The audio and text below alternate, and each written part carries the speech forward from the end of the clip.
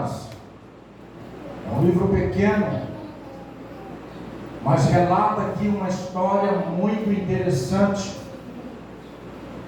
e que muitas das vezes nos chama a atenção quando nós estamos fora da vontade de Deus, quando nós estamos longe daquilo que Deus quer para conosco.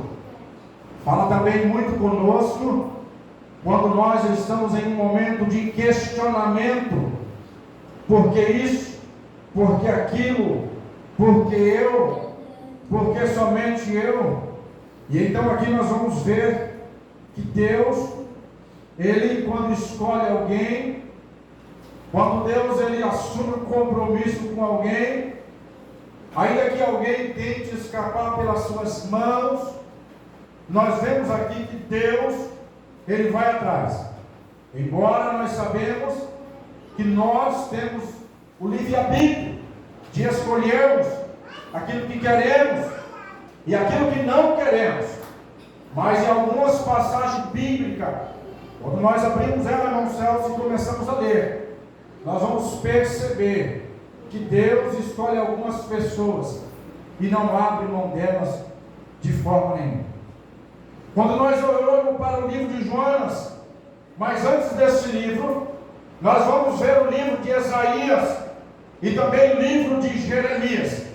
Livro de Isaías e livro de Jeremias foram profetas levantados por Deus para mostrar a Israel o seu caminho errado, para mostrar a Israel a mão de Deus pesando sobre eles.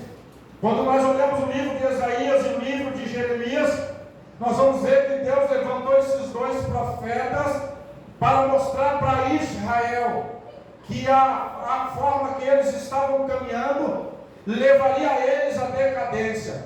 Quando nós também olhamos o livro de Ezequiel, nós vamos entender que o livro de Ezequiel e o livro de Daniel é um livro escatológico, é um livro que falava sobre o futuro que viria a acontecer, não só sobre Israel, mas também sobre o que viria sobre a igreja no futuro. Quando nós olhamos o livro de Oséias, nós vamos ver que Deus está mostrando para Israel as condições de Israel para com Deus.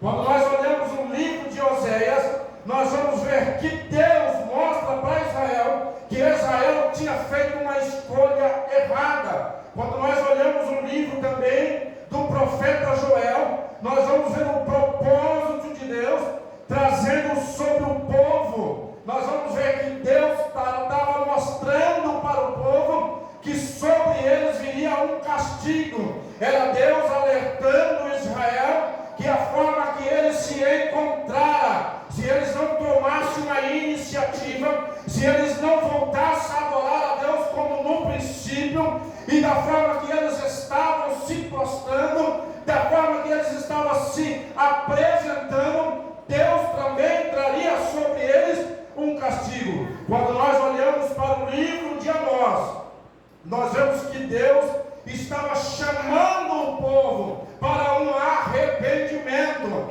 Nós vamos ver no livro de Amós, se você abrir a Bíblia e você for ler o livro de Amós, você vai ver que Deus estava estendendo a mão para Israel e chamando a Israel para trás, chamando Israel para o arrependimento, chamando Israel para que se voltasse para Ele. Mas quando nós olhamos o livro de Jonas, nós vamos ver a misericórdia de Deus para com o ser humano. A Bíblia diz no capítulo 1 de Jonas que Deus vai chamar esse profeta para uma grande missão. E aqui nós vamos ver que o profeta, ele está sujeito a Deus. Nós vamos ver que o profeta, ele foi chamado para servir a Deus. Nós vamos ver aqui que o profeta, em todos esses que eu acabei de mencionar o seu nome, cada um deles atuaram dentro de um tempo, independente da circunstância que ele se encontrava, mas cada um deles foram chamados para serem usados por Deus. E cada um desses que eu citei o seu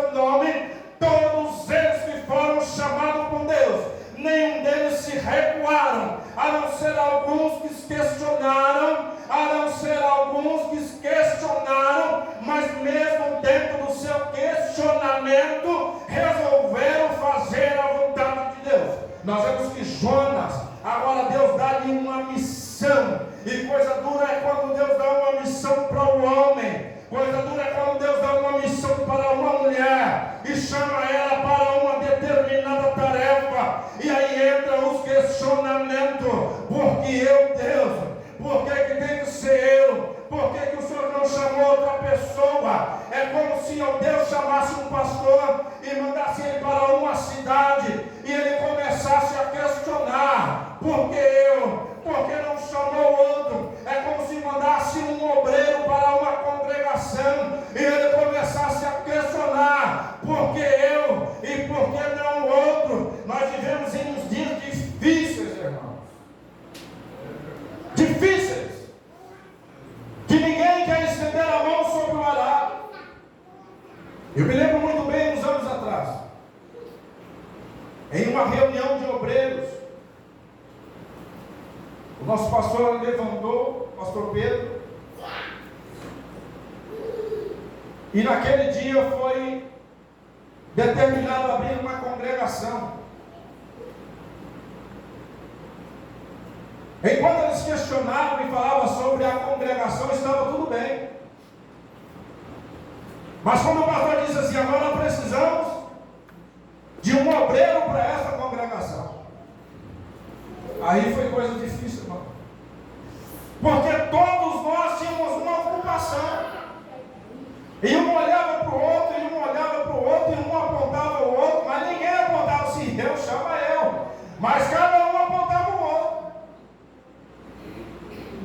Mas Deus conhecendo cada um daqueles que estavam dentro daquela sala aquele dia, e Deus sabendo dos propósitos dele para com cada um, a sorte recaiu sobre a minha vida.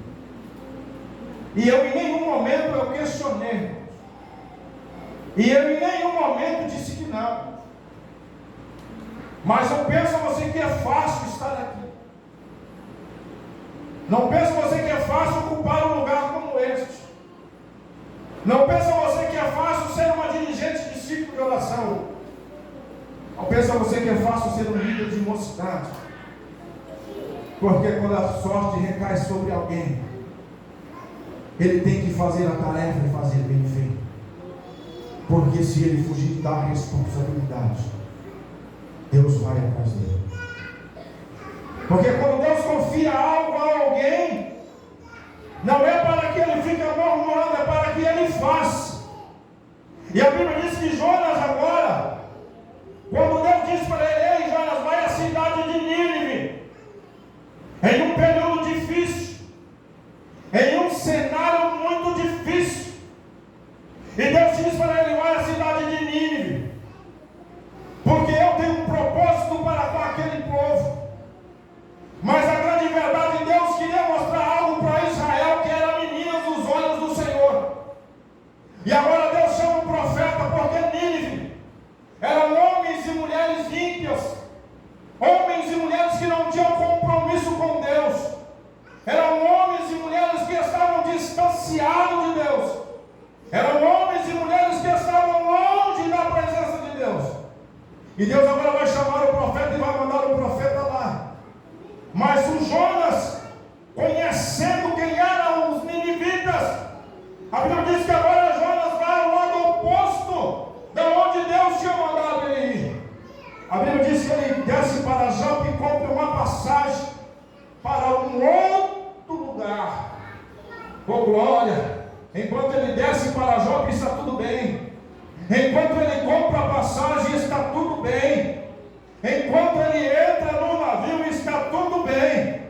Mas a Bíblia diz que depois que o navio está no meio do mar, Deus então agora vai entrar em ação. Oh glória! Aí nós vemos que não tem para onde fugir.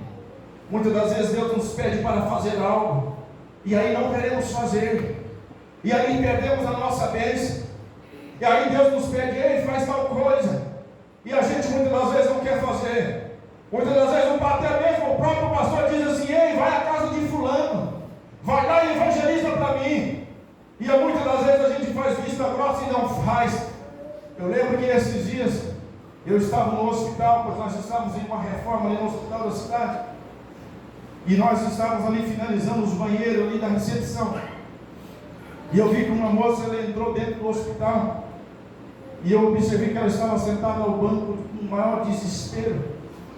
E ela estava chorando, com a sua filhinha sentada sobre o seu colo, sem saber o que fazer, porque estava aguardando o médico.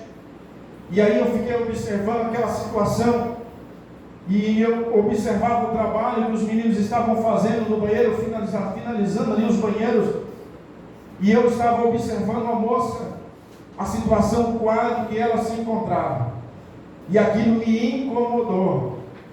Oh glória, aquilo me deixou incomodado. Eu fiquei olhando para aquela situação e pensando comigo mesmo, mas como é possível alguém nessa situação, essa mãe nesse desespero, e eu aqui sabendo que dentro de mim, comigo, está a palavra da verdade, está a palavra que liberta, está a palavra que cura, está a palavra que salva, está a palavra que batiza com o Espírito Santo, está a palavra que cura o enfermo. E eu não posso me acovardar diante dessa situação. E estava cheio de pessoas assim na sala. Eu falei, eu vou orar por esta menina. E eu fui até onde estava aquela mãe. Eu disse, mãe, o que foi que aconteceu? Ela falou, eu não sei. Minha filha, de uns tempos para cá, ela vem esmagrecendo, ela vem sentindo muitas dores. Já fizemos vários exames, e os médicos não descobrem o que está acontecendo. Eu falei, olha, eu posso orar por ela? Ela disse, pode. Eu falei, o médico não sabe, mas Jesus sabe. O médico pode não achar a solução, mas Jesus tem a solução. E se você quer, eu vou orar pela tua filha e ela vai ser curada. E eu abracei aquela menina e eu comecei a orar por ela. E eu disse para ela assim, olha para mim. E ela olhou, já mocinha ali, eu disse assim, olha, você crê que Jesus pode te curar? Ela disse, eu creio. Eu falei assim, então você vai sair curada daqui hoje. E era um dia de tarde, eu orei pelaquela moça, e a mãe dela em pranto. Mas quando eu acabei de orar por ela, a menina olhou para mim e sorriu. A mãe dela enxugou as lágrimas e me agradeceu pela oração. E dali um pouco mais eu fui embora. E uns dias depois eu recebi a notícia que ela testificara para a mãe dela que o homem tinha orado por ela e pela filha dela. E ela disse para a mãe, se ele não orasse por mim aquele dia, ia me dar um troço, porque eu estava passando mal. Algo de mim parecia que ia me dar um infarto, porque eu não conseguia me conter por causa da situação da minha filha. Eu agradeço aquele homem por ter orado por mim. Foi Deus que mandou ele lá. E muitas das vezes Deus te manda em certos lugares e você recua, e você não faz, e você não ora, e você não prega, e quer que Deus te abençoe. Oh glória, oh glória, porque eu e você já fomos alcançados, mas ainda há aí nenevitas aí fora, esperando que alguém se levanta e diz, Jesus cura, batiza com o Espírito Santo e salva o vil pecador. Oh glória, oh glória. Enquanto Israel tinha tudo, enquanto Israel tinha como seu rei o próprio Deus, enquanto Israel tinha aquele que alimentou eles com maná no deserto, agora eles viram as costas e vão oferecer oferendas a deuses estranhos. Eles vão subir aos morros, eles vão oferecer sacrifícios a ídolos. E Deus, observando aquela situação, Deus vendo que aqueles ninivitas pecadores, homens sanguinários, Deus vai estender as mãos, Deus vai enviar a sua misericórdia, e Deus vai alcançá-los. E Deus diz para Jonas, desce a Nínive, prega contra eles, diz para ele que há um tempo para eles, um tempo de arrependimento. Quem sabe você entrou aqui nesta noite e Deus está sondando os teus passos, Deus está sondando o seu coração. É tempo de arrependimento. ainda é tempo de salvação para você e a sua casa. E Deus disse para Jonas: Jonas, desce lá. Mas Jonas, olhando a situação dos ninivitas, Jonas queria que eles perecessem. Então a Bíblia diz que Jonas compra passagem e vai para um outro território. Mas a Bíblia também nos faz entender que no meio do caminho Deus faz parar aquela embarcação, porque o propósito de Deus não era para com aquelas pessoas que estavam no barco, e sim com Jonas, que estava dormindo dentro do porão. Eu tenho certeza absoluta, eu tenho a plena convicção que Deus colocou essa palavra no meu coração essa noite para despertar tu que dorme. Deus está dizendo para você essa noite: levanta-te, prega a minha palavra, fala da minha palavra, porque ainda as portas estão abertas e é tempo de arrependimento. Aleluia. Sabe por quê, irmãos? Muitas das vezes a gente quer que alguém seja salvo. Queremos até mesmo que o nosso esposo seja salvo. Queremos até mesmo que a nossa esposa seja salva. Queremos até mesmo que o nosso filho seja salvo. Queremos até mesmo que a nossa filha seja salva. Queremos até mesmo que algum parente seja salvo. Queremos que algum vizinho da nossa casa, da nossa vizinhança seja salvo. Mas muitas das vezes não falamos. Muitas das vezes não comportamos como devemos comportar. Eu vi uma situação ontem. Olha que estágio nós estamos chegando, irmãos. Crentes lavados no sangue do Cordeiro. Nós estávamos em uma festividade.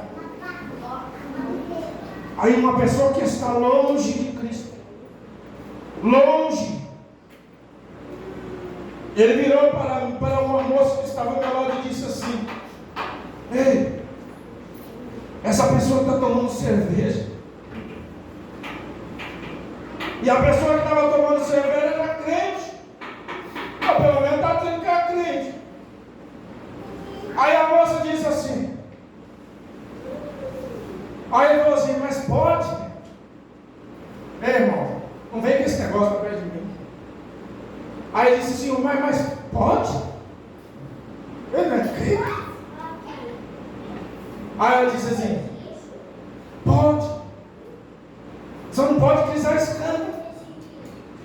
Eu falei: para. É bom parar esse negócio. Não vem com essas histórias perto de mim. Eu falei: ei, ele não serve. Ele não serve como exemplo para você. Não olhe para ele, porque ele não é exemplo para você. E a conversa se cessou. Ei, não se esconda. Mostre quem você é, independente do lugar que você estiver. Quando Deus disse para Jonas: Jonas, vai a Nínive, nós podíamos dizer assim: pode deixar, Senhor, porque eu já estou indo. Ei, não quero passar por um processo para depois você fazer aquilo que Deus está mandando você fazer. Não brinca não. Não se esconda. Se Deus mandar você falar, você fale. Se Deus mandar você orar, você ore. Se Deus mandar você pregar, você pregue. Você pensa que eu queria vir aqui hoje? Era para mim estar em outro lugar. Eu nem consegui cancelar o que eu tinha, o compromisso que eu tinha.